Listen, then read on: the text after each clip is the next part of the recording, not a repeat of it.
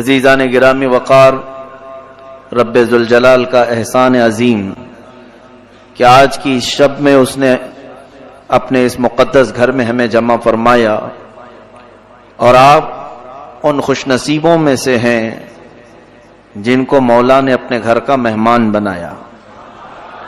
ورنہ رات جاگنے کو بہت سارے لوگ رات جاگتے ہیں، لیکن اس رب ذوالجلال کے گھر میں جاگنا یہ سب کے بس کی بات نہیں۔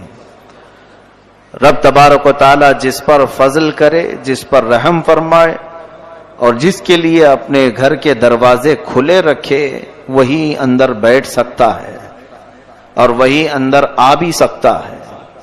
اور ایک بات یاد رکھیں کہ اس قدیر و جبار خدا کے گھر میں آپ بیٹھے ہیں، جب تک مولا نہ چاہے دنیا کی کوئی طاقت آپ کو مسجد سے باہر بھی نہیں کر سکتی۔ میرا رب کریم جب تک چاہے گا آپ مسجد میں بیٹھے رہیں گے انشاءاللہ العزیز۔ آج کی شب عبادتوں کے سلسلے میں جیسے مشہور ہے، معروف ہے، ہم عبادت بھی کریں گے، دعا بھی کریں گے، اور خاص طور پر میں بہت زیادہ طویل بیان کرنے کی کوشش نہیں کروں گا۔ آپ حضرات کو عبادتوں کے لیے میں فارغ کرنا چاہوں گا، لیکن شروع میں جن چیزوں کی ضرورت ہے توجہ سے سن لیں۔ پہلی بات تو یہ ہے کہ لوگوں کو شب برات کے معنی نہیں معلوم، یا اگر معلوم ہے تو اس میں کئی لوگ سوال جواب، اعتراض جواب، بلکہ بہت سارے بیچارے آج ہمارے محلوں میں واٹس ایپ کے مناظر بھی موجود ہیں۔ مناظرے، بڑے بڑے مناظرے ہو جاتے ہیں واٹس ایپ کے اندر یا فیس بک کے اندر۔ ایسا لگتا ہے کہ سارے علم کا خزانہ انہی کے پاس آیا ہوا ہے، دو چار کتابوں کا منہ بھی نہیں دیکھا، اور اس کی صحت، روایت، سند کے بارے میں بات چیت کرتے ہیں۔ سب سے پہلی بات میں گزارش یہ کرنا چاہوں گا، علامہ اقبال نے بہت اچھے انداز میں کہا تھا، وہ اندھیرا ہی بھلا تھا کہ قدم راہ پہ تھے۔ وہ اندھیرا ہی بھلا تھا کہ قدم راہ پہ تھے، روشنی لائی ہے منزل سے بہت دور ہمیں۔ کبھی کبھار ہم اس اندھیرے کو یاد کرتے ہیں جب موبائل نہیں تھا، یا پھر سوشل نیٹ ورک کی اتنی تمام خرافات نہیں تھی۔ اگر آ بھی گئی ہیں تو کوئی حرج نہیں، لیکن اس کا اللہ ہمیں صحیح استعمال کی توفیق عطا کرے۔ ورنہ اکثر کو دیکھا گیا ہے کہ اس میں ایسا ڈوبتے چلے جا رہے ہیں کہ انہیں کئی لوگوں کو میں نے گمراہ ہوتے ہوئے بھی دیکھا، بھٹکتے ہوئے بھی دیکھا۔ اس لیے میں گزارش یہ لے کر سب سے پہلے آپ کے سامنے حاضر ہوں، آپ کے لیے اس زمانے میں حلال اور حرام کو معلوم کرنا، فرض اور واجب کو معلوم کرنا اتنا ضروری ہے۔ بس اتنی معلومات حاصل کر لو اور اپنی زندگی گزار لو۔ زیادہ ڈیپ میں جانا اسلام کے اگر شوق ہے تو پھر عالم بن جاؤ، پورا عالم کورس کر لو۔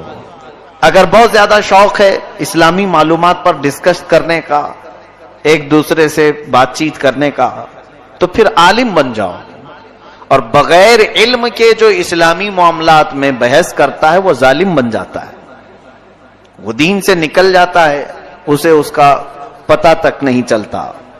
آج کچھ لوگ سب سے پہلے شب برات پر اعتراض کر رہے ہیں، اور ہوگا بھی بہت سارے لوگوں کو، اس لیے کہ نوری محفل پہ چادر تنی نور کی، جس کے متعلق کہا گیا کہ نور پھیلا ہوا آج کی رات ہے، وہ تو صرف مدینہ مسجد میں نظر آ رہی ہے،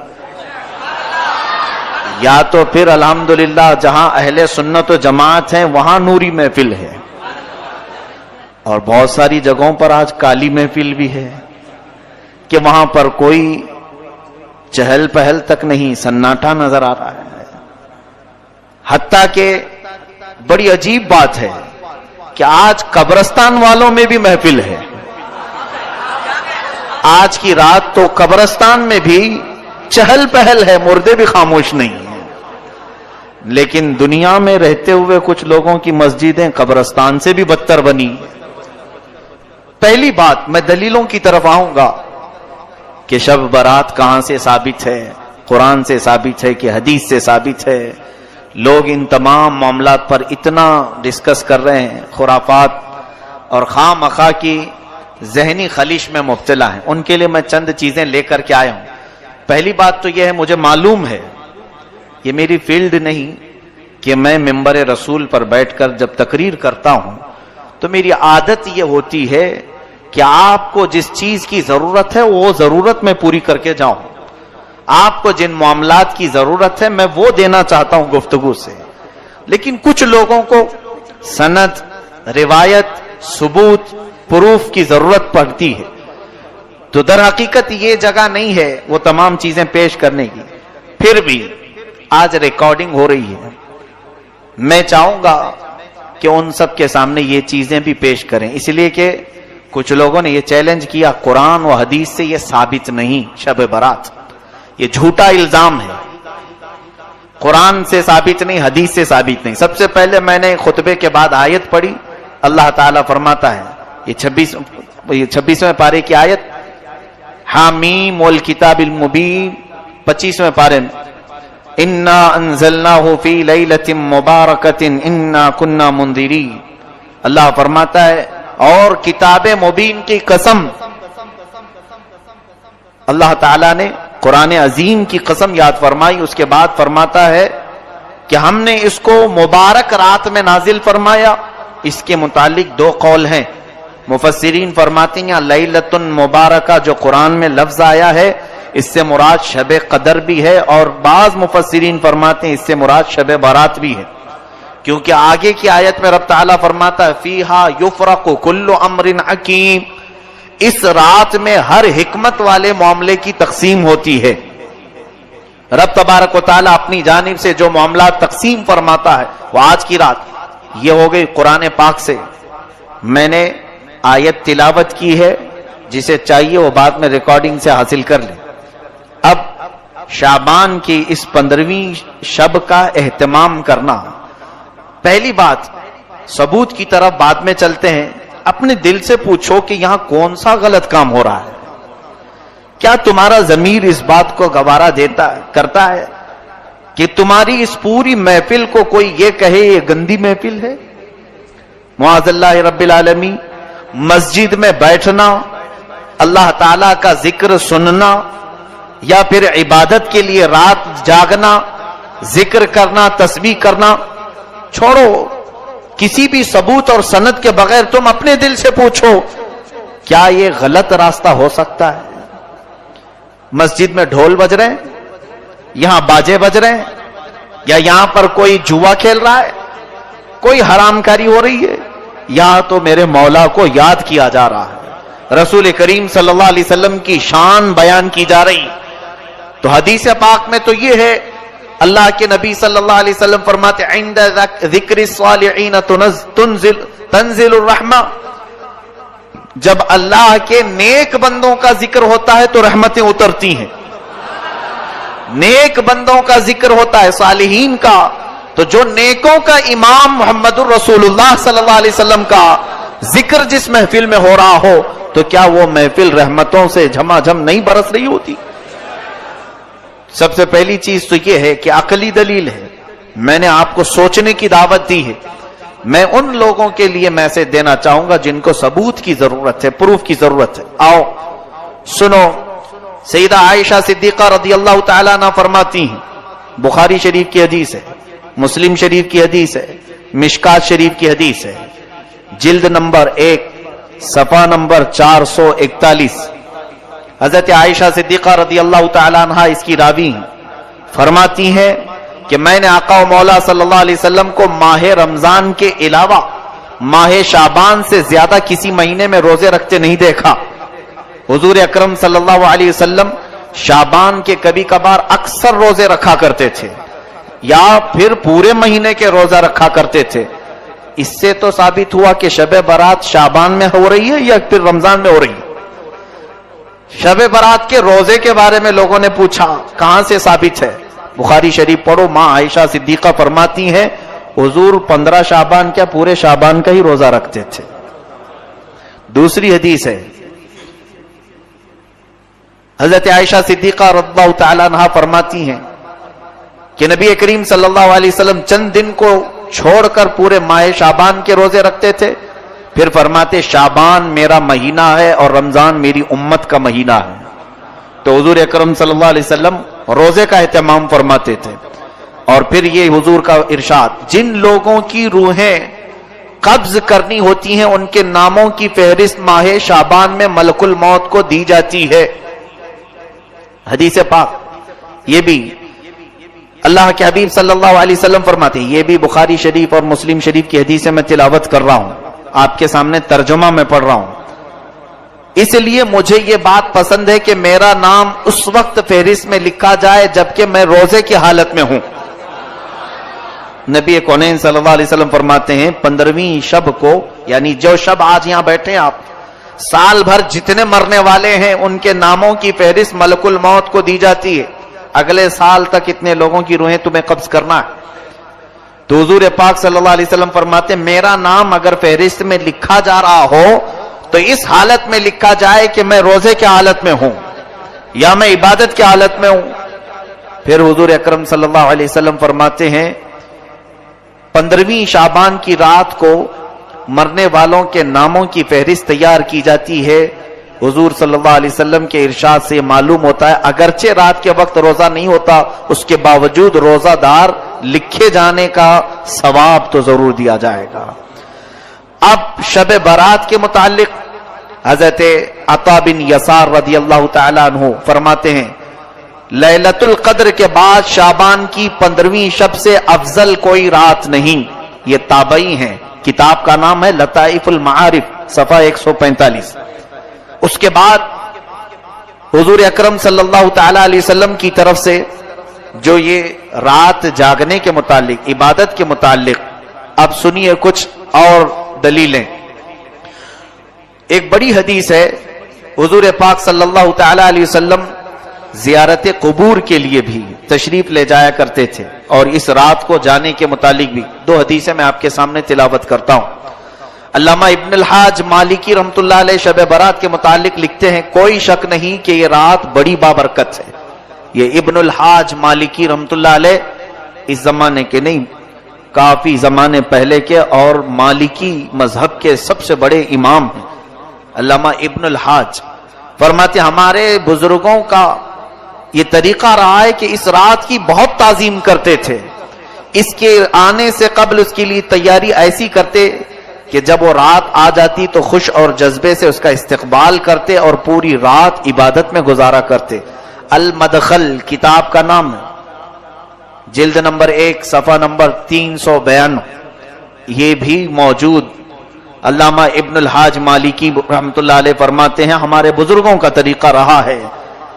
اب جن کے ہاں بزرگ ہے ہی نہیں ان کے لیے کوئی مسئلہ ہی نہیں، ہمارے ہاں بہت بزرگ ہیں، تو جن کو بزرگوں کے طریقے پر چلنا ہے تو اس کے لیے میں یہ دلیل پیش کر رہا ہوں، اور جس کو بزرگوں سے کوئی غرض ہی نہیں، خود ہی بزرگ بنا بیٹھا ہو، تو اس کے لیے کوئی دلیل کی ضرورت نہیں۔ اسے اگر میں یہ کہوں کہ میاں ابھی رات ہے تو وہ مجھ سے لڑ پڑے گا، نہیں سورج نکلا ہوا ہے، ایسوں کو دلیل کی ضرورت نہیں ہوتی۔ آقا و مولا صلی اللہ علیہ وسلم نے زیارت قبور کی متعلق جو حدیث پاک ہے، علامہ شیخ عبدالحق محدث دہلوی رحمۃ اللہ علیہ فرماتے ہیں جو شخص شعبان کی 15ویں رات میں شب بیداری کرے تو یہ فعل احادیث کی مطابقت میں بالکل مستحب ہے۔ رسول کریم صلی اللہ علیہ وسلم کا یہ عمل بھی احادیث سے ثابت ہے کہ شب برات میں آپ مسلمانوں کی دعائے مغفرت کے لیے قبرستان تشریف لے جاتے تھے۔ یہ علامہ شیخ عبدالحق محدث دہلوی رحمۃ اللہ علیہ اس بزرگ کا نام میں لے رہا ہوں جن کے متعلق تمام دیوبندی حضرات کا بھی اتفاق ہے، اہل حدیث جماعت کا بھی اتفاق ہے، اہل سنت و جماعت بھی شیخ عبدالحق محدث دہلوی کو اپنا امام تسلیم کرتے ہیں۔ وہ بغیر اختلاف کے لوگوں کے نزدیک بالکل مستند عالم دین ہیں۔ ان کی بات میں نے یہاں پر پیش کی۔ آپ فرماتے ہیں کہ ہر 15ویں شب شعبان کی رسول کریم صلی اللہ علیہ وسلم قبرستان تشریف لے جایا کرتے تھے۔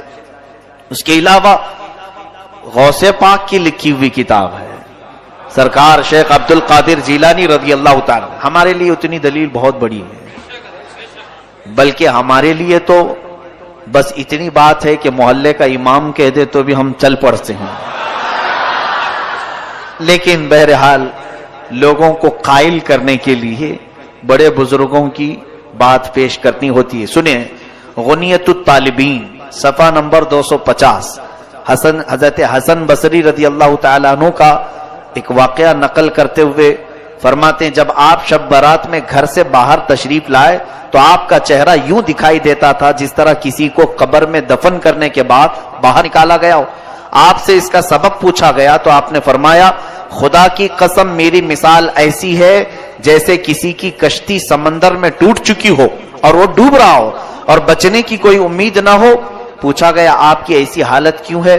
فرمایا، میرے گناہ یقینی ہیں لیکن اپنی نیکیوں کے متعلق میں نہیں جانتا کہ وہ مجھ سے قبول کی جائیں گی یا پھر رد کر دی جائیں گی۔ یہ علامہ امام حسن بصری رضی اللہ تعالی مشہور تابعی فرماتے ہیں، شب برات کو آپ اتنا خوف سے باہر گھر سے نکلتے تھے، ایسا لگتا تھا جیسے کسی قبر سے مردے کو اٹھایا گیا ہے۔ آپ سے پوچھا جاتا تھا کہ آپ کی حالت ایسی کیوں ہے؟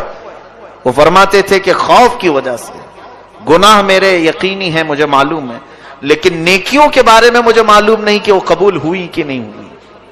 گناہ تو پکا معلوم ہے کہ گناہ ہے، نیکی تو میں نے کر لیا، قبول ہوئی کہ نہیں یہ معلوم نہیں۔ اس خوف سے آج کی رات میں کانپ جایا کرتا ہوں کہ آج رب تعالیٰ کے ہاں سے احکام نازل ہوتے ہیں۔ یہ غنیت الطالبین سرکار غوث الاعظم دستگیر رضی اللہ تعالیٰ عنہ کی لکھی ہوئی کتاب میں ہے۔ اب قرآن پاک کے بعد، بزرگوں کے بعد، علامہ قرطبی رحمۃ اللہ علیہ کی تفسیر مشکات شریف کی حدیث جلد نمبر 1 صفحہ نمبر 277۔ بعض لوگوں کو یہ عادت ہے، جھوٹے جھوٹے اس طرح سے بیان کرتے ہیں۔ بہت سارے لوگ انٹرنیٹ کے مبلغ یا پھر واٹس ایپ اور فیس بک کے بڑے چیٹر لوگوں کو ایسا بیوقوف بناتے ہیں۔ میں آپ کو جو چیز پیش کر رہا ہوں وہ اوتھینٹک ہے، مجھ سے سوال کر سکتے ہیں آپ بعد میں بھی۔ مشکات شریف حدیث کی بڑی کتاب ہے، اس کی پہلی جلد صفحہ نمبر 277۔ حضرت عطا بن یسار رضی اللہ تعالیٰ فرماتے ہیں، شعبان کی 15ویں رات میں اللہ تعالیٰ ملک الموت کو ایک فہرست دے کر حکم فرماتا ہے، جن جن لوگوں کے نام اس میں لکھے ہیں ان کی روحوں کو آئندہ سال تک مقررہ وقتوں پر قبض کر لو۔ تو اس شب میں لوگوں کے حالات یہ ہوتے ہیں کہ کوئی باغیچے میں درخت لگانے کی فکر کر رہا ہے، کوئی شادی کی تیاریوں میں مصروف ہوتا ہے، کوئی کوٹھی بنگلہ بنوا رہا ہوتا ہے، حالانکہ ان کے نام مردوں کی فہرست میں لکھے جا چکے ہوتے ہیں۔ یہ حدیث کا ترجمہ میں نے پڑھا ہے، مشکات شریف کی حدیث۔ اس کے بعد مصنف عبد الرزاق، یہ بھی کتاب حدیث کی ہے، جلد نمبر 4 صفحہ نمبر 317، یہ حدیث کی کتاب ہے۔ فرماتے ہیں حضرت، اس کے بعد اور ایک کتاب الجامع لاحکام القرآن شعب الایمان للبیہقی، امام بیہقی رحمۃ اللہ تعالی علیہ کی کتاب، حدیث کی بہت مشہور و معروف کتاب، تقریباً 12 جلدوں پر ایک کتاب ہے۔ شاید یہاں بہت سارے لوگ دیکھے بھی نہیں ہوں گے اس کتاب کو، بڑی کتاب ہے امام بیہقی کی شعب الایمان۔ اس میں فرماتے ہیں حضرت عثمان بن محمد رضی اللہ عنہ سے مروی ہے، سرکار مدینہ صلی اللہ علیہ وسلم نے فرمایا، ایک شعبان سے دوسرے شعبان تک لوگوں کی زندگی منقطع کرنے کا وقت اس رات میں لکھا جاتا ہے، یہاں تک کہ انسان شادی بیاہ کرتا ہے اور اس کے بچے پیدا ہوتے ہیں، حالانکہ اس کا نام مردوں کی فہرست میں لکھا جا چکا ہوتا ہے۔ شعبان کے متعلق اتنی حدیثیں ہیں کہ بیان کروں تو ابھی صبح ہو جائے۔ ابھی سنیں اور تھوڑی بات، یہ مغفرت کی رات ہے۔ شب برات کی خصوصیت کے متعلق حضرت عائشہ صدیقہ رضی اللہ تعالی عنہ سے ایک روایت فرماتی ہیں، 15ویں شب شعبان کی میں رات کو بیدار ہوئی تو دیکھا حضور صلی اللہ علیہ وسلم نہیں تھے میرے حجرے میں، میں ڈھونڈتی ہوئی باہر نکل آئی تو دیکھا کہ حضور پاک صلی اللہ علیہ وسلم جنت البقیع میں ہے، قبرستان، تو جنت البقیع قبرستان سے باہر نکل رہے تھے۔ تو حضرت عائشہ ڈھونڈتی ہوئی وہاں تک پہنچی رسول کریم صلی اللہ تعالی علیہ وسلم سے. آپ نے پوچھا کہ آقا و مولا اس وقت آپ کا یہاں آنا؟ حضور اکرم صلی اللہ علیہ وسلم نے حضرت عائشہ سے کہا تم اتنی گھبراتی کیوں ہو؟ کیا تمہیں اس بات کا ڈر ہے کہ اللہ اور اس کے رسول تمہارے ساتھ کوئی خلاف فیصلہ کریں گے؟ تو حضرت عائشہ صدیقہ فرماتی نہیں، میں یہ دیکھنے آئی تھی کہ کہیں آپ دوسری اہلیہ محترمہ کے پاس آرام فرما ہوں گے. حضور اکرم صلی اللہ علیہ وسلم فرماتے ہیں، سنیے جو حدیث کا اصل بیان کرنا ہے مجھے، فرماتے ہیں بے شک اللہ تعالی شعبان کی 15ویں شب، یہ الفاظ پر توجہ دیں، یہ حدیث پورے بیان کا خلاصہ ہے، لب لباب مغز یہی ہے. حضور اکرم صلی اللہ علیہ وسلم فرماتے ہیں بے شک اللہ تعالی شعبان کی 15ویں شب آسمان دنیا پر نزول فرماتا ہے. کئی آسمان ہیں، 7 آسمان ہیں. دنیا کا جو آسمان ہے وہ پہلا آسمان ہے. حدیث پاک میں آسمان دنیا یعنی دنیا کا یہ جو پہلا آسمان ہے اس پر نزول فرماتا ہے، اور قبیلہ بنو کلب کی بکریوں کے بالوں سے زیادہ لوگوں کی مغفرت فرماتا ہے. یہ کیا ہے قبیلہ بنو کلب؟ عرب میں ایک خاندان رہا کرتا تھا جس قبیلے کا نام، خاندان کا نام بنو کلب. وہ بکریاں پالتے تھے اور ان کی بکریوں کے بڑے بال ہوتے تھے، یعنی گھنے بال ہوتے تھے. حدیث پاک میں ان بکریوں والوں کا ذکر ہے کہ ان بکریوں کے جسموں پر جتنے بال ہوتے ہیں اتنی تعداد میں آج کی رات اللہ تعالیٰ لوگوں کو جہنم سے آزاد فرماتا ہے. اب یہ حدیث کہاں کہاں ہے یہ سن کر کے ان تک پہنچا دیں تو خالص بات ختم ہو جائے گی. ترمذی شریف سیاہ ستہ کی حدیث ہے. سیاہ ستہ جو مشہور کتابیں ہیں 6 جس کو سارے لوگ تسلیم کرتے ہیں، بخاری شریف، مسلم شریف، ترمذی شریف، نسائی شریف، ابن ماجہ شریف، ابو داؤد شریف، یہ 6 کتابیں حدیث کی مشہور و معروف ہیں. اس میں سے کتاب سے میں حوالہ، ثبوت، پروف آپ کے سامنے پیش کر رہا ہوں. ترمذی شریف جلد نمبر 1 صفحہ نمبر 156. دوسری بھی سیاہ ستہ سے ہی پیش کر رہا ہوں، یہی حدیث سیم ٹو سیم حدیث حضرت عائشہ کی. ابن ماجہ صفحہ نمبر 100. تیسری کتاب سیم ٹو سیم یہی حدیث مسند امام احمد بن حنبل رضی اللہ عنہ، جن کو غیر مقلد اور اہل حدیث بہت مانتے ہیں، اہل حدیث حضرات بھی بہت مانتے ہیں. مسند امام احمد بن حنبل سے پیش کر رہا ہوں. وہ تقریباً 20 یا 25 جلدوں کی کتاب ہے. حضرت امام احمد بن حنبل نے یہی حدیث حضرت عائشہ کی اپنی کتاب میں حدیث کے طور پر لکھا ہے. اس کا حوالہ بھی یاد رکھیں، مسند احمد بن حنبل جلد نمبر 6 صفحہ نمبر 238. اس کے بعد پھر مشکات شریف سیم یہی حدیث جلد نمبر 1 صفحہ نمبر 277.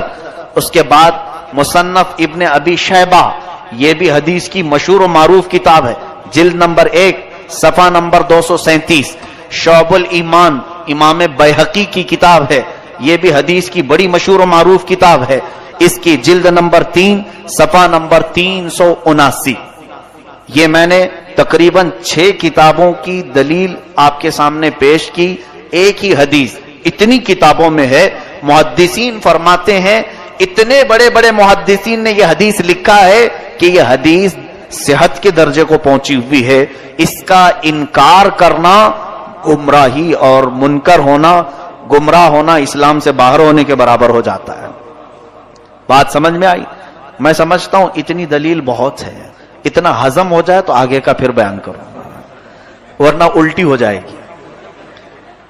حضرت ابو بکر صدیق رضی اللہ عنہ سے روایت ہے کہ رسول کریم صلی اللہ علیہ وسلم شعبان کی 15ویں شب میں، حضور نے فرمایا شعبان کی 15ویں شب میں اللہ تعالیٰ آسمان دنیا پر نزول فرماتا ہے اور صبح تک یہ ندا بھی دیتا ہے کوئی بخشش طلب کرنے والا میں اس کی بخشش کروں.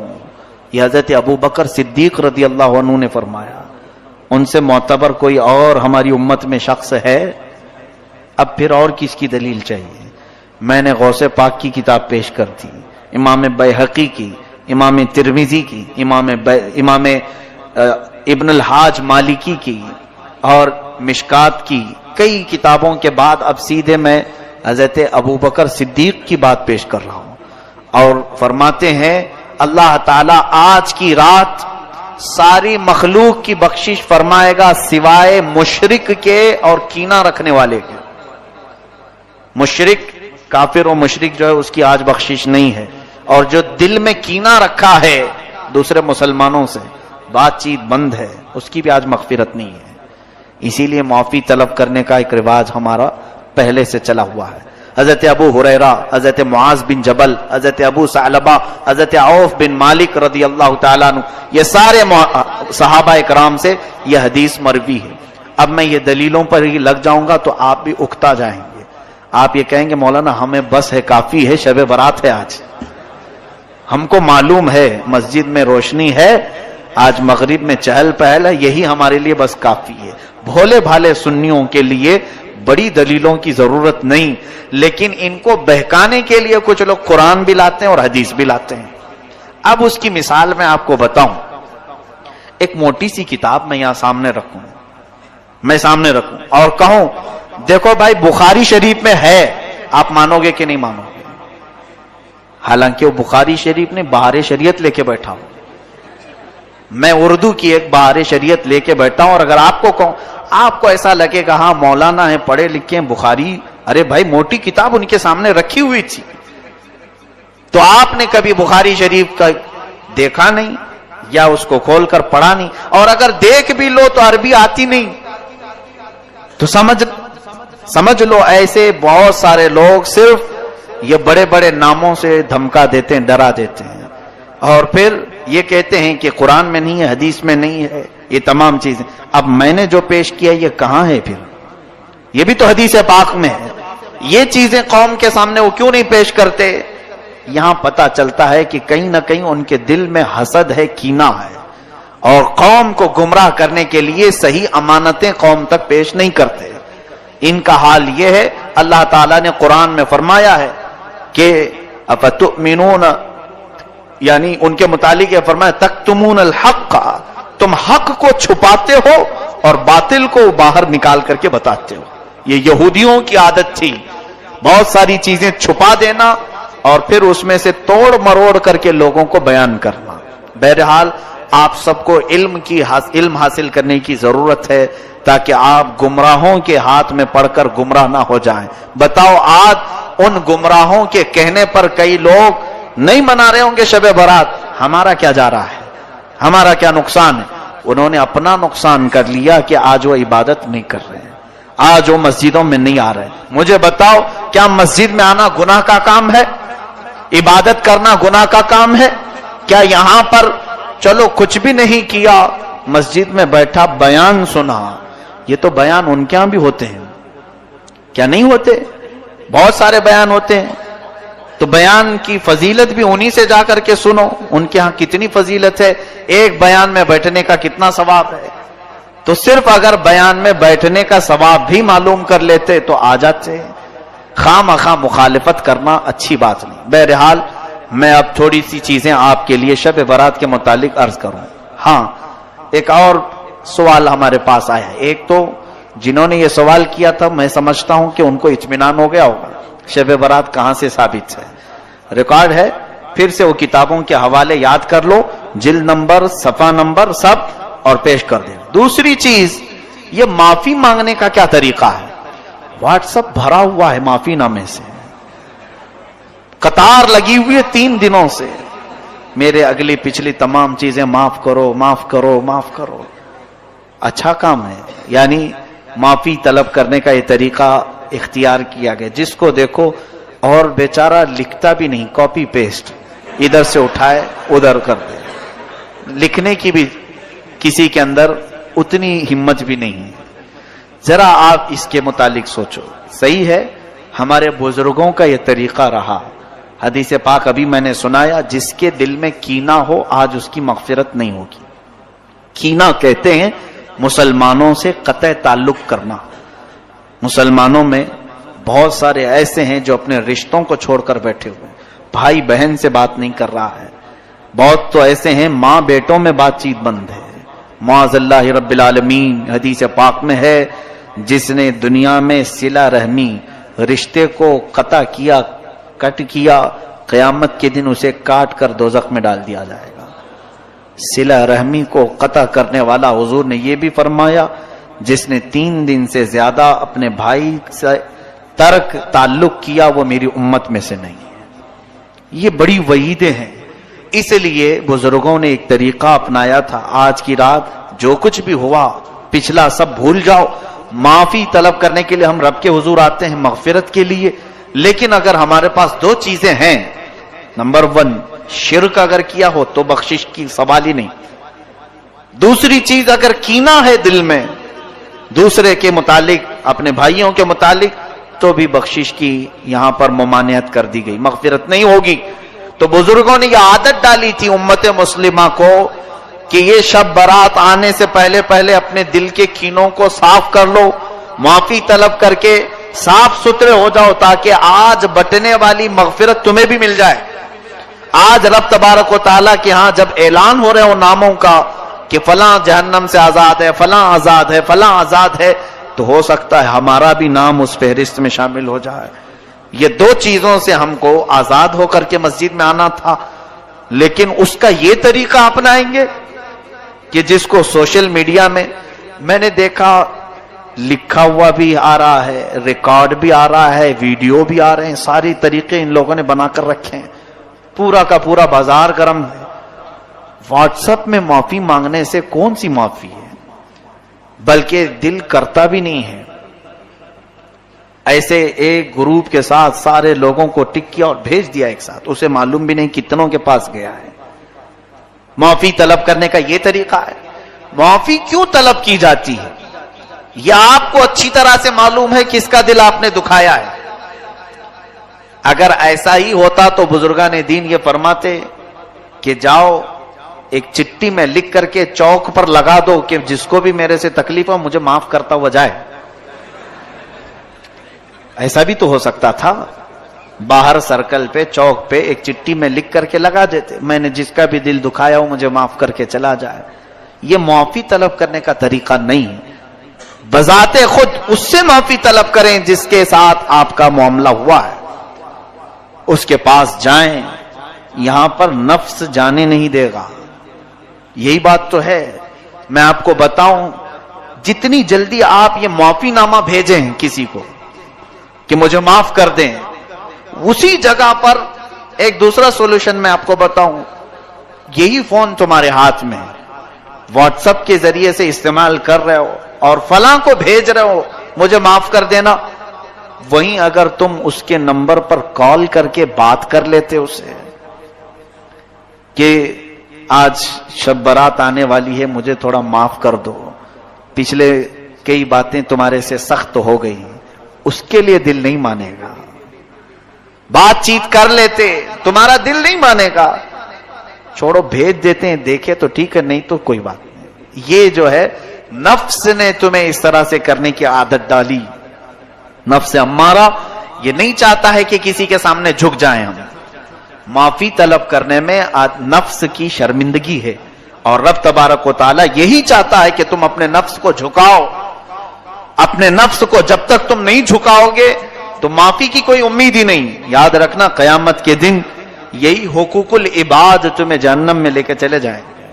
اس کا حق مارا، اس کو ستایا، اس کو پریشان کیا، اگر یہ قیامت کے دن سب کھڑے ہو گئے تو پھر ان سب کو تمہیں نیکیاں بانٹنی پڑیں گی جو جو نیکیاں کیے تھے، اور اگر نیکیاں کچھ ہے نہیں تو ان کے گناہ اٹھا کر تمہارے اوپر ڈالے جائیں گے۔ یہ حقوق العباد میں یہی ہوگا قیامت کے دن۔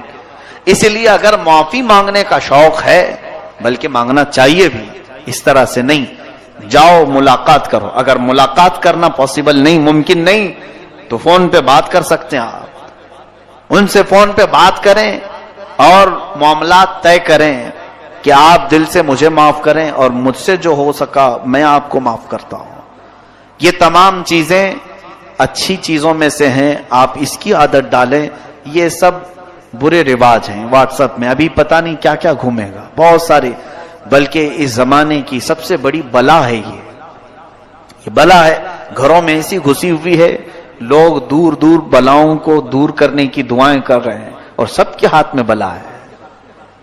اس کا استعمال بڑے غلط انداز میں، کیونکہ اللہ تعالیٰ قرآن میں فرماتا ہے ان الذین یحبون ان تشیع الفاحشۃ فی الذین آمنوا لہم عذاب علیم فی الدنیا والآخرہ، بے شک وہ لوگ جو ایمان والوں میں بری خبریں پھیلاتے ہیں، دنیا اور آخرت میں اللہ ان کے لیے دردناک عذاب رکھا ہے۔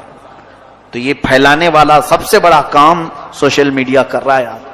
ٹھیک ہے، اچھی باتیں پھیلائیں، لیکن آتھینٹک ہوں، پروف والی ہوں، پھیلائیں، نشر و اشاعت میں ثواب ہے، لیکن اس طرح کی بغیر پروف والی چیزیں، یا کہیں سے کسی کا آ گیا اور اس نے دھمکی دے کر کے آپ کو میسج کیا، اگر نہیں آگے بڑھاؤ گے تو 7 لوگ مر جائیں گے، 9 لوگ مر جائیں گے، آپ ڈر گئے۔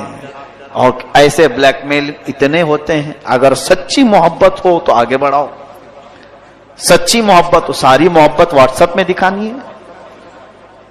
سچی محبت ہو تو آگے بڑھاؤ، اللہ کو ایک مانتے ہو تو آگے بڑھاؤ، معاذ اللہ رب العالمین۔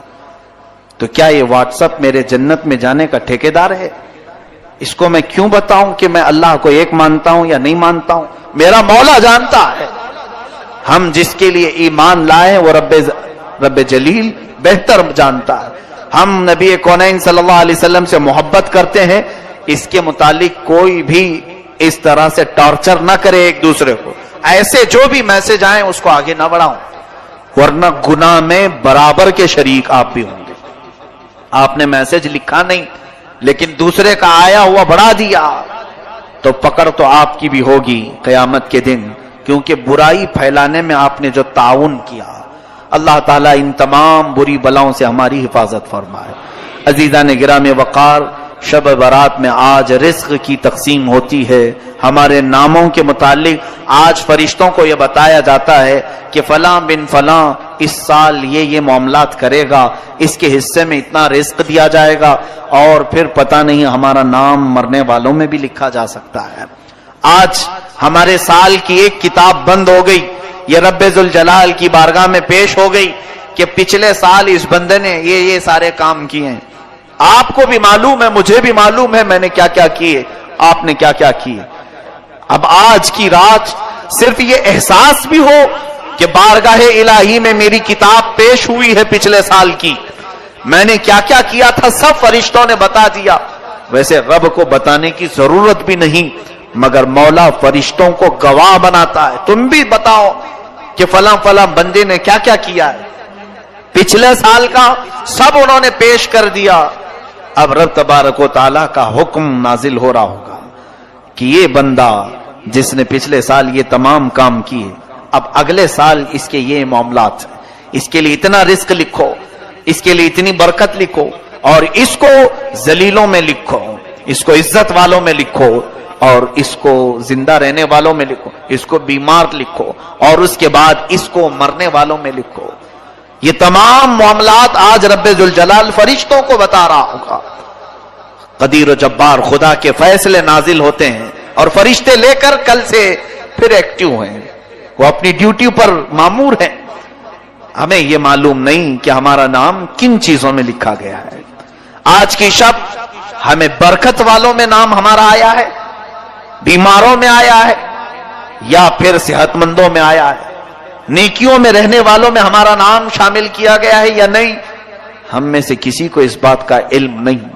اور جب معلوم نہ ہو کر کے ہمارے اندر اکڑ اتنی ہے، ہم غرور اور تکبر کے ساتھ زمین پر ایسے چلتے ہیں جیسے لگتا ہے کہ جنت ہمارے لیے واجب ہو گئی، جنت تو ہماری ہی ہے۔ میرے عزیزو، خوف کرو بارگاہ رب العزت کے فیصلوں سے۔ قرآن عظیم میں رب تعالیٰ فرماتا ہے ان بطش ربک لشدید، بے شک تمہارے رب کی پکڑ بہت سخت ہے، اور اس کی پکڑ جب سخت ہوتی ہے تو سب سے بڑی پکڑ تو یہ ہے کہ وہ ایمان چھین لیتا ہے۔ جس سے وہ ایمان ختم کر دے اس کے لیے سب سے بڑا عذاب ہے اللہ کا۔ ایمان کی دولت کسی سے چلی گئی تو خدا کا سب سے بڑا عذاب اس پر آیا ہے، رب تبارک و تعالیٰ اسے ہمیشہ کے لیے دوزخ لکھ دیتا ہے۔ حدیث پاک میں ہے شب برات ہو کہ شب قدر ہو، یا پھر مرنے سے پہلے بھی ہو، مشرک اگر ہوا، کافر اگر ہوا، ایمان نکل گیا تو اس کی بخشش تو ہو ہی نہیں سکے گی۔ بلکہ قیامت کے دن ان کے متعلق فرمایا گیا، سنو، جن کی کفر پر موت ہوئی، جو کافر مرے دنیا میں، قیامت کے دن حساب کتاب کے بعد دوزخ میں ڈالے جائیں گے۔ دوزخ میں ڈالنے کے بعد دوزخ کی ہولناکیاں جب انہیں نیچے طبقے میں لے جائیں گی، ہر طرح کے عذابات کا سامنا ہوگا، اتنے سخت عذاب۔ اللہ اکبر! دوزخ کا سب سے ہلکا عذاب کیا ہے؟ حدیث پاک میں حضور پاک صلی اللہ علیہ وسلم ارشاد فرماتے ہیں، آگ کی جوتیاں پہنائی جائیں گی، انگار کے جوتے پہنائے جائیں گے، جس کی وجہ سے اس کا بھیجا پک کر کے ابل رہا ہوگا۔ یہ دوزخ کا ہلکا عذاب ہے، منیمم کسی کو اگر دیا جائے تو یہ ہلکا ہے۔ پھر جس کے لیے اللہ نے فرمایا عذاب علیم، عذاب عظیم، دردناک عذاب، بڑا عذاب، وہ مولا ہی جانتا ہے کہ کیسے کیسے عذاب دوزخ میں۔ سنو، جس کی کفر پر موت ہوئی دوزخ میں ڈالے جائیں گے۔ جو دوزخ کا دربان ہے، فرشتہ حضرت مالک رضی اللہ تعالی، حضرت مالک یہ فرشتے ہیں علیہ السلام، وہ دربانے دوزخ ہیں، دروازے پر ہوں گے، یا جتنے دوزخی ہیں چیختے رہیں گے، چیخ لگاتے ہیں، اتنا پکارتے ہیں کہ ہماری طرف توجہ کرو، ہماری طرف توجہ کرو۔ تو پھر ان کی پکار اتنی بلند ہوتی ہے کہ پورے دوزخ میں آوازیں دہلتی رہتی ہیں۔ اس کے بعد مالک دوزخ یعنی دربان دوزخ حضرت مالک ایک بار بھی ان کی طرف نہیں دیکھتے۔ حدیث پاک میں 1000 سال گزر جائیں گے، 1000 سال کے بعد دربان دوزخ ان کی طرف دیکھتے ہیں۔ کیا بات ہے، کیوں چلا رہے ہو تم لوگ؟ 1000 سال کے بعد تب اہل دوزخ کہتے ہیں، اے مالک، اے دربان دوزخ، ہم رب ذوالجلال سے بات کرنا چاہتے ہیں، ہمارے معاملے میں کچھ سفارش کرو۔ رب تبارک و تعالیٰ سے ہم کچھ کلام کرنا چاہیں گے کہ وہ ہمیں یہاں سے نکالے۔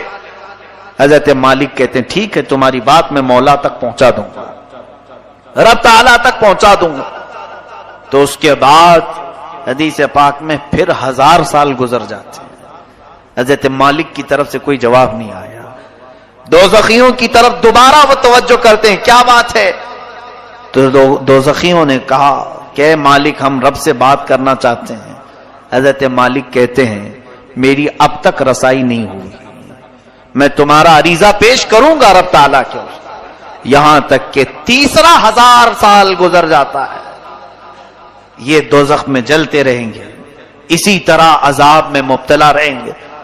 تیسرے 1000 سال کے بعد حضرت مالک ادھر دوزخ کی طرف توجہ کرتے ہیں اور فرماتے، اے اہل دوزخ، بشارت ہو تمہارے لیے کہ رب تعالیٰ کی طرف سے یہ جواب آیا ہے، لا ينظر الیہم ولا یرحم علیہم، ان کی طرف نہ دیکھا جائے گا نہ ان کی طرف رحم کیا جائے گا۔ مولا نہ تم سے بات کرنا چاہتا ہے اور نہ تم پر رحم کرنا چاہتا ہے۔ اب بند کرو آواز۔ فرمایا گیا حدیث پاک میں، مایوس ان کے چہرے لٹک جائیں گے۔ اہل دوزخ واپس پھر اپنے عذاب کی طرف آئیں گے، اس لیے کہ اب کوئی امید بھی باقی نہیں رہی۔ 3000 سال تو امید پر دوزخ میں جل رہے تھے کہ اب بات ہوگی رب تعالیٰ سے، اب کلام ہوگا، شاید وہ بہتوں کو معاف کر کے نکالا، ہمیں بھی نکالے گا۔ لیکن جواب یہ آیا کہ یہ سب اب جو موجود ہیں یہ کفر کی حالت میں مرے ہوئے ہیں، یہ شرک کی حالت میں مرے ہوئے ہیں۔ کافروں اور مشرکوں کے لیے رب فرماتا ہے، نہ ان کی طرف دیکھا جائے گا نہ رحم کیا جائے گا۔ ان اللہ لا یغفر ان یشرک بہ ویغفر ما دون ذلک لمن یشاء، شرک کو اللہ معاف نہیں کرے گا، اس کے علاوہ جو بھی ہے جسے چاہے رب تعالیٰ معاف کرے گا۔ یہ قرآن میں اللہ فرماتا ہے۔ میرے عزیزو، ڈر اس بات کا ہونا چاہیے کہ اگر مولا تعالیٰ ہمارے کسی عمل سے غضب میں آئے تو کہیں وہ ہمارے ایمان کی دولت کو سلب نہ کر لے، اور یہ نہ فرما دے نکل جا تو میرے خاص بندوں میں سے۔ کفار و مشرکین تجھے پسند ہیں بہت، ان کی عادتیں اچھی لگتی ہیں، جا انہی کے جماعت میں شامل ہو جا۔ آج آپ سب سوچو ذرا، بہت سارے نوجوان یہی چاہتے ہیں آ کر کے صرف یہ کہیں کہ مولانا سارے لوگ تو جی رہے ہیں اچھے سے، وہ اگر ناچ رہے ہیں، ڈانس کر رہے ہیں، آپ ہمیں کیوں روک رہے ہیں؟ کفار بھی ناچ رہے ہیں، کرسچن بھی ناچ رہے ہیں، یہودی بھی ناچ رہے ہیں، ہم مسلمان ہو کر کیا ڈانس نہیں کر سکیں گے؟ ٹھیک ہے، تمہارا سوال یہ دنیا میں سارے لوگوں کو شراب پیتے ہوئے دیکھا، ہم آپ کو منع کر رہے ہیں تو برا لگا۔ یہ دنیا کا فیشن ہے، آپ نہیں سمجھ سکو کہ آپ پرانے لوگوں میں سے ہیں۔ ہم نئے زمانے میں زندگی گزارنا چاہتے ہیں، ہم کچھ ماڈرن بننا چاہتے ہیں۔ فلمی ایکٹروں کو دیکھ کر ان کی طور طریقے کو اپناتے ہوئے نکل پڑے اور پھر یہ سمجھا کہ ہم ایک نئے راستے پر چل رہے ہیں۔ سنو، ٹھیک ہے، جس کا راستہ چاہے اپنا لو، جس کا راستہ، کیونکہ تمہارے لیے نہ میں چھڑی لے کر کے بیٹھا ہوں، نہ اللہ کا کوئی فرشتہ تمہاری گردن جھکا کر تمہیں عبادت کرنے کے لیے آئے گا، بلکہ رب تعالیٰ دنیا میں تمہیں آزاد رکھا ہے، تمہیں جو مرضی میں آئے کرو، جو اچھا لگے کرو۔ قیامت کے دن پھر تیار رہنا اپنے اعمال کا جواب لینے کے لیے۔ قیامت کے دن ہر ایک کے حساب کتاب کے لیے تم خود ذمہ دار ہوں گے۔ آج میں ان نوجوانوں سے کہتا ہوں جنہیں کفار و مشرکین اچھے لگتے ہیں، جن کو لوگوں کے ہاتھوں کے شراب کی بوتلیں پسند ہیں، جوئے خانے، شراب، تاش کے اڈے، یہ سب بہت اچھے لگتے ہیں جنہیں، اور پھر یہ فلمی دنیا کے تمام تر ظالم دجال قسم کے خرافات مچانے والے اور پورے گھروں کو تباہ کرنے والے ایکٹر انہیں پسند ہیں، ان کے ساتھ ہو جاؤ، کوئی بات نہیں، تمہیں مبارک ہو۔ قیامت کے دن کہا جائے گا جن کے ساتھ تو دنیا میں رہنا پسند کرتا تھا، آج ان کا ہاتھ پکڑ، وہ جہاں جا رہے وہیں چلا جا، آج وہ جہاں جا رہے وہیں چلا جا، وہاں سے ہاتھ چھڑا کر کے تم تو بھاگو گے، نہیں میں تو رسول اللہ کا امتی ہوں، میں میرے آقا کے پاس آؤں گا، میں اپنے نبی کا نام لیوا ہوں۔ سنو، حدیث پاک میں یہ دوڑتا ہوا آئے گا، امتی تو ہے۔ حضور اکرم صلی اللہ تعالی علیہ وسلم کے قریب آتے ہی حضور پاک سے عرض کرتا ہے، رو کر کے، چلا کر کے، مجھے فرشتے دوزخ کی طرف کھینچ رہے ہیں، بچا لیجیے۔ نبی کونین صلی اللہ تعالی علیہ وسلم کی طرف سے جواب آئے گا، تو کون ہے؟ بلکہ اس آقا کی عادت مبارکہ یہ ہے، فرماتے ہیں میں بھرے مجمع میں بھی اپنی امتیوں کو پہچان لوں گا، کروڑوں کی تعداد میں پوری امتیں وہاں ہوں گی، مگر اپنی امت کو میں ضرور پہچانوں گا، ہزاروں کی لاکھوں کی بھیڑ میں بھی۔ یہ بھی حدیث پاک میں، لیکن ایک حدیث میں یہ ایک بندہ آئے گا اور حضور اس سے پوچھیں گے تو کون ہے؟ کہے گا حضور میں آپ کا نام لیوا، میں آپ کا امتی ہوں۔ اللہ کے حبیب صلی اللہ علیہ وسلم فرماتے ہیں مجھے تو نہیں اس بات کا علم ہے، تو دنیا میں کسی اور کو پسند کرتا تھا، جا آج اس کو پکڑ لے، وہ جہاں جائے چلا جا۔ آج میں یہی کہنا چاہوں گا، میں آپ کے اوپر کوئی سختی کا معاملہ لے کر کے نہیں آیا ہوں، آپ کے پیچھے پیچھے گھومتے ہوئے محلے بھر میں نہیں آ رہا ہوں، میں آپ کو تو یہاں سے ایک میسج دینا چاہوں گا، تمہیں جو چیزیں اچھی لگیں کرو، لیکن قیامت کا منظر یاد رہے، میدان قیامت یاد رہے، بس اتنے کام کرو کہ رسول اللہ کی بارگاہ میں منہ دکھانے کی ہمارے اندر نوبت یعنی کیفیت باقی رہ جائے، حضور کو منہ دکھا سکیں، عرض تو کر سکیں کہ آقا نفس کی شرارتوں سے بہک تو گیا تھا لیکن محبت دل میں آپ کی رکھتا تھا، حضور آپ کی سنتوں پر مر مٹنے کا جذبہ تھا، شرارت نفس نے مجھے بہکایا ضرور تھا۔ اے میرے عزیز و غلاموں، ان کو چھوڑ کر نہ ہماری دنیا ہے، اس رسول کو چھوڑ کر نہ ہماری قبر ہے، اس نبی کو چھوڑ کر نہ ہماری حشر ہے، کچھ بھی نہیں ہے۔ رسول کریم صلی اللہ تعالی علیہ وسلم سے دور ہو کر ہماری کون سی زندگی ہے؟ آج کی رات اگر یہ احساس نہیں جاگا تو پھر بیکار ہے ایسی ہزار راتیں ہیں، پھر بیکار ہے ایسی زندگی بھر بار بار آنے والی راتیں ہیں۔ آج بعض لوگوں کو ایسا لگتا ہے یہ رات تو آج روڈ پر ناچنے کی ہے، ایک دوسرے کو گالی گلوچ کر کے باہر کھیل کود کر پوری رات گزارنے کی ہے، ادھر مؤذن فجر کی اذان دے رہا ہو، ادھر لوگ بستر پر جا رہے ہیں، یہ آج کی رات کا تماشا لوگوں نے بنایا ہے۔ پٹاخے اڑاؤ، قبرستان جاؤ تو کہکہا مار کے ہنسو، اور اگر کسی کے ہاتھ میں بائک آئے تو ایسے اڑاؤ کہ کئی لوگ اس میں حادثوں کے شکار، کئی لوگ اس رات میں لوگوں کو تکلیف دینے کا ذریعہ بنتے ہیں۔ سنو، آج کی رات فرشتے بھی اترتے ہیں، بے حساب انگنت تعداد میں فرشتے. تم جس وقت اس طرح سے اڑا رہے ہو سکتا ہے ہم سے تمہیں ڈر نہیں لگتا. اللہ کے وہ ملائکہ تمہارے ہر کام کی گواہ بنیں گے. صبح واپس رب کے حضور جائیں گے. اللہ تبارک و تعالی ان فرشتوں سے پوچھتا ہے میرے بندوں کو کس حالت میں تم چھوڑ آئے؟ جب تم دنیا سے آ رہے تھے تو میرے بندے کیا کر رہے تھے؟ فرشتے سچ سچ بتائیں گے اے رب ذوالجلال فلاں بندہ تیرا بے حیائی کر رہا تھا، فلاں بندہ آج مسجدوں سے تیرے ذکر کی آوازیں آ رہی تھی، لیکن فلاں بندہ وہاں پر اپنی گاڑیوں میں اچھل کود مچا رہا تھا، بے حیائی، خرافات اور فحاشی اور اپنے برے اعمال سے لوگوں کو ایذا پہنچا رہا تھا. یہ ملائکہ رب تعالیٰ کے حضور پیش کریں گے اور رب تعالیٰ کی طرف سے جو جلال نازل ہوگا اس کے ذمہ دار آپ ہیں. ارے میاں نئی سال کی نئی شروعات ہو رہی ہوتی ہے، ایک سال ہماری زندگی کا ختم ہوا اور یہاں سے نیا سال شروع ہو رہا ہے. اب یہاں اپنی قسمت میں آج کیا لکھا گیا ہے کسی کو معلوم نہیں ہے نا. آج رب تبارک و تعالیٰ کیا لکھ رہا ہے فرشتوں کو ہمارے بارے میں بتاتا ہوں. ہم کو معلوم نہیں لیکن ہم احساس کر سکتے ہیں. کیسے؟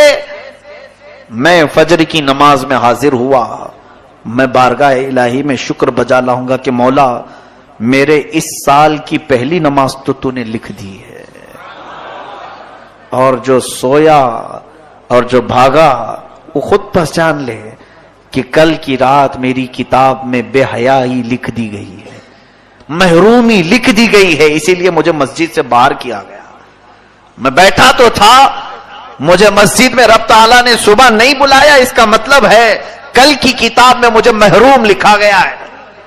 کتنے محروم لکھے جائیں گے ان کو خود معلوم ہوگا کل کی دن، اور کل کا دن کس حالت میں گزر رہا ہے یہ آپ کو خود پتا چلے گا کہ آج میری زندگی کے کتاب جو نئی شروع ہو رہی ہے اس کے پہلے پیج پر فرشتے کیا لکھیں گے کل.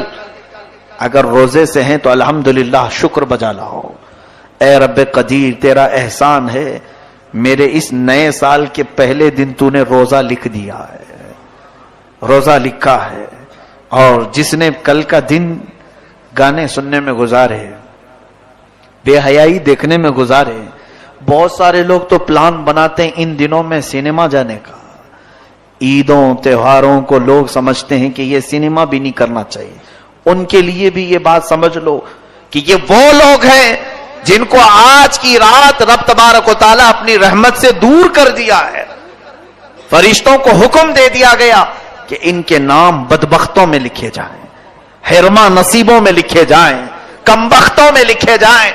جنہوں نے کل کا دن گزارا انہیں خود پتا چل جائے گا کہ آج کی رات ہمارے بارے میں کیا لکھا جا رہا ہے. اور کل جو اچھے سے دن گزار لیا، میں باقی پورے سال کی بات تو نہیں کرتا، لیکن سال کی شروعات جس کی اچھی ہوئی رب کی ذات سے امید ہے کہ سال پورا اچھا گزرے گا. ہماری کتاب کی شروعات پہلا پیج اگر اچھا لکھا گیا، میرے رب کی ذات سے یقین ہے کہ آگے کے صفحے بھی اچھے ہی لکھے جائیں گے. اور جس کا پہلا پنہ بگڑ گیا ہے، ہوتا اسی یہ ہے. کتاب میرے سامنے لا کر پیش کر دی گئی، ایک بھری کتاب کھولا میں نے، اس کے پہلے پیج پر گالیاں لکھی گئیں، بند کر دیا. یہ کون بدبخت مجھے کتاب دے دیا، کس چیز کی ہے، میں آگے کیوں پلٹوں، پہلے پیج پر اتنی غلاظت لکھی ہے. اے رب قدیر کے حضور مغفرت طلب کرنے والوں، آج رب تبارک و تعالیٰ سے اتنی طلب کر لو کہ ہماری نئی کتاب کا پہلا پنہ نیکیوں سے بھر جائے، نیکیوں سے بھر جائے.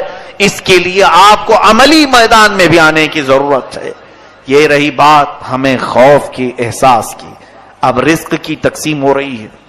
پورا سال کچھ لوگ بے برکتی کی شکایت کرتے رہے، ہماری روزی بند ہے، دکان بند ہے، تجارت بند ہے. ایک بات یاد رکھو، جتنا تمہارے مقدر میں لکھا جائے گا اتنا مل کے رہے گا. چاہے تم 1000 لوگوں کو بولو یا 1 کو بولو یا 70 کو بولو، جتنا ملنا ہے وہ آج بٹ گیا، تو کیوں دوسروں کو بول کر مطلب ہے؟ آپ کو ایسا لگتا ہے 4 لوگوں کو بولوں گا تو میرا رزق بڑھ جائے گا؟ آج جو دکان بند پڑی ہے یا کم دھندا ہو رہا ہے، میں اور 5-6 لوگوں کو بولوں تو کچھ اور بڑھ جائے گی. تمہارے حصے میں جو لکھا گیا آج کی رات وہ اگلے سال تک تمہیں مل کر رہے گا. لو لگاؤ اور اس رب ذوالجلال کی طرف، ملے تو اس کا شکر ہے، نہ ملے تو اس کے دربار میں دعا ہے. لوگوں سے ہمیں کچھ بھی نہیں ہوگا. ما یفتح اللہ للناس من رحمت فلا ممسک لہ وما یمسک فلا مرسل لہ من بعد. اللہ فرماتا ہے اللہ نے جن انسانوں کے لیے اپنی رحمت کے دروازے کھول دیے اسے کوئی بند نہیں کر سکتا. وما یمسک فلا مرسل لہ. اللہ فرماتا ہے اور جس کے لیے رب نے بند کر دیا کوئی نہیں کھولے گا. چاہے کوئی بابا ہو، کوئی کسی طرح کا عامل ہو، کسی کی بند روزی کو اگر رب نے بند کر دیا تو کوئی نہیں کھولے گا.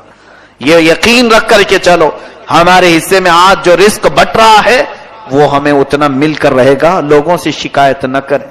حضرت موسیٰ کلیم اللہ علیہ الصلوۃ والتسلیم کے زمانے میں ایک معاملہ ایسا پیش آیا تھا کہ ایک فیملی کو، ایک خاندان کو آپ نے دیکھا، شوہر، بیوی اور ایک بچہ، بہت غریب تھے، صرف کپڑے آدھے پہنے ہوئے تھے، ایک چادر تھی ان کے پاس، تینوں اوڑے ہوئے تھے. حضرت موسیٰ علیہ السلام کا گزر ہو رہا تھا تو وہ رو رہے تھے. پوچھا کیوں رو رہے ہو؟ کہا ہم بہت غریب ہیں، محتاج ہیں، مفلس ہیں، دعا کرتے ہیں. حضرت موسیٰ علیہ السلام نے دعا کے لیے ہاتھ اٹھائے. رب تبارک و تعالیٰ فرماتا ہے اے موسیٰ ان کے حق میں یہی بہتر ہے. وہ کھا پی رہے ہیں، زیادہ مالدار ہونے کی وہ دعا کروا رہے تھے کہ کچھ اچھا مال مل جائے، ہم بھی بڑے گھر میں جئیں. سب کے لیے عبرت ہے اس میں. رب تعالیٰ نے فرمایا اے موسیٰ ان کے لیے وہ زندگی بہتر ہے. تو وہ بندوں کو حضرت موسیٰ علیہ السلام نے کہا کہ رب کا یہ حکم ہے کہ تم اسی پر گزارا کرو. وہ تینوں کہتے ہیں برسوں سے گزارا کر رہے ہیں، ہم نے آپ سے ریکویسٹ کی تھی آپ کچھ دلا دیں گے. تو حضرت موسیٰ علیہ السلام پھر رب تعالیٰ کے حضور گڑ گڑانے لگے اے مولا تو اپنے فضل سے کچھ تو عطا کر دے، کچھ زیادہ دے دے. تیرا محبوب نبی عرض کر رہا ہے. رب تعالیٰ نے فرمایا اے موسیٰ جاؤ، ٹھیک تمہارے کہنے پر میں انہیں عطا کروں گا. جاؤ ان سے کہہ دو تینوں کو میں نے ایک ایک مرتبہ مانگنے کی اجازت دی. وہ جو مانگیں گے ایک مرتبہ وہ دے دوں گا. ایک ایک دعا تینوں کو دی گئی، آپشن. یعنی اللہ تعالیٰ نے سیدھے من و سلوہ نہیں اتارا، تینوں کے لیے کپڑے نہیں اتارا، بلکہ آپشن دے دیا کہ جو مانگنا ہے ایک بار میں مانگ لو. مرد کو ایک بار کی دعا، عورت کو ایک بار کی دعا، بچے کو ایک بار کی دعا. ایک ایک چانس ہے تینوں کو، جو مانگنا ہے مانگ لو. یہ میرے مولا کی حکمت ہے، رب تبارک و تعالیٰ کی حکمت ہے. حضرت موسیٰ علیہ السلام نے کہا کہ تمہیں تو بہت بڑی چیز مل گئی. یعنی اگر کسی کو یہ کہہ دیا جائے تو سیدھے بادشاہت بھی مانگ سکتا ہے، مجھے اتنے ملکوں کا بادشاہ بنا دے. رب کا وعدہ ہے جو مانگو گے دے دوں گا. اس کی طرف سے آئی بات. تو اللہ تعالیٰ کی طرف سے جب یہ بات آئی، حضرت موسیٰ علیہ السلام نے کہا بہت بڑی چیز تمہیں دیا ہے رب نے. کوئی سامان نہیں دیا بلکہ آپشن دے دیا، جو چاہو مانگ سکتے ہو. تو بڑے خوش ہوئے. حضرت موسیٰ علیہ السلام وہاں سے نکل گئے. عورت جو اس میں تھی ادھیڑ عمر کی تھی، اس نے سب سے پہلے یہ سوچا کہ ہم تینوں کھڑے ہو کر کے دعا مانگیں گے آپس میں. شوہر یہ کہا کہ میں غسل کر کے آتا ہوں. ایک ندی کے کنارے یہ لوگ کھڑے تھے، میں غسل کر کے آتا ہوں، جب تک تم یہاں کھڑی رہو نہا دھو کر کے اچھی ایک ایک دعا کریں. ایک گھر مانگے گا، ایک مال مانگے اور ایک سواریاں مانگے، سب کچھ آ جائے گا. تو تینوں کا فیصلہ ہوا. وہ نہانے کے لیے چلا گیا. عورت کو صبر کہاں، اور عورت کی ایک عادت یہ ہے وہ چھوٹا بننے کی بہت کوشش کرتی ہے. عورتوں کی ایک فطرت ہے. بڑی سی بڑی عورت کو بھی اگر چھوٹی کہہ دو تو بہت خوش ہو جاتی ہے. یہ عادتیں ہیں. اب وہ بیچاری صبر نہ کھائی. اسی وقت اس کے پاس جو ایک آپشن تھا، اس نے کہا بیٹا اور اس کا باپ مل کر کے جو مانگنا ہے مانگ لیں گے، میں اپنا آپشن مانگ ہی لیتی ہوں. اے اللہ مجھے ایک حسین و جمیل چھوٹی عمر کی لڑکی بنا دے. دعا قبول ہو گئی. وہ بہت حسین و جمیل بن گئی، خوبصورت اتنی شہزادی، نوجوان، اور چہرہ چمک رہا تھا. اس کی خواہش پوری ہو گئی. بے صبراپن ہوتا ہے جب مل جائے تو مانگ لیا اس نے. اتفاق ایسا کہ ایک بادشاہ کا شہزادہ شکار پر ادھر آیا ہوا تھا. واپسی پر اس نے دیکھا بہت حسین و جمیل دوشیزہ ہمارے اس احاطے میں آئی کہاں سے. اس نے زبردستی اس خاتون کو اٹھوا لیا. وہ حالانکہ بھاگنے کا ارادہ نہیں کی، اپنے شوہر کے ساتھ رہنا تھا اسے، لیکن شہزادے کی بری نظر کی شکار ہو گئی. سپاہیوں نے اس خاتون کو اٹھایا زبردستی. بہت خوبصورت لڑکی بنی تھی، اپنی دعا سے مانگ لیا تھا. تو شہزادے نے اسے گھوڑے کے پیچھے باندھ دیا اور اپنے محل کی طرف لے چلا. ادھر بیچارہ شوہر نہا کر کے واپس آیا. پوچھا بیٹے سے اماں کہاں گئی؟ کہا اس نے دعا کر لی تھی خوبصورت بن جاؤں، وہ بن گئی. اور ایک کوئی بادشاہ کا ہموار، کوئی اس کا کوئی سپاہی رہا ہوگا، شہزادہ رہا ہوگا، وہ اماں کو اٹھا کے لے گیا ہے. اس کو بڑا غصہ آیا. اس نے دھوکہ کیا میرے ساتھ. میری بیوی ہو کر وفادار ہونا چاہیے تھا اسے. خوبصورت کیا بن گئی، یہ بادشاہ کے ساتھ چلی گئی. تو اس نے آؤ دیکھا نہ تاؤ، اپنے پاس جو تھا آپشن ایک دعا کا، غصے میں آ کر کے اس نے کہا مجھے مولا تو نے جو دعا کا ایک آپشن دیا، میں اس آپشن میں یہ کہتا ہوں کہ اسے خنزیر کا بچہ بنا دے.